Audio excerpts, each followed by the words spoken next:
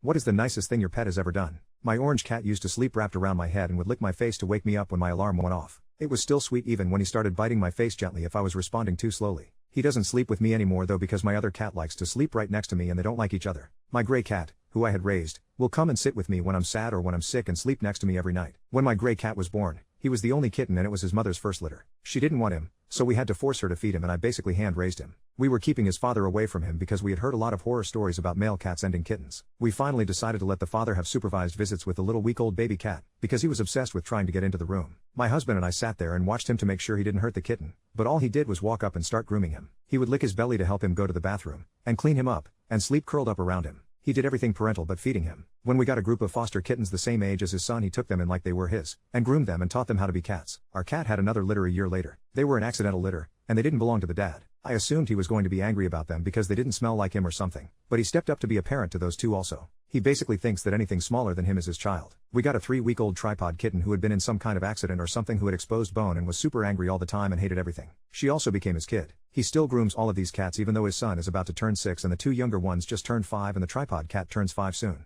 There is a cat that thinks she lives at our house outside, so I feed her every time that she shows up. He sits at the window by the door and watches her, and if any of the other cats try to get too close to him, he'll smack at them, because that's his freaking kid, not theirs.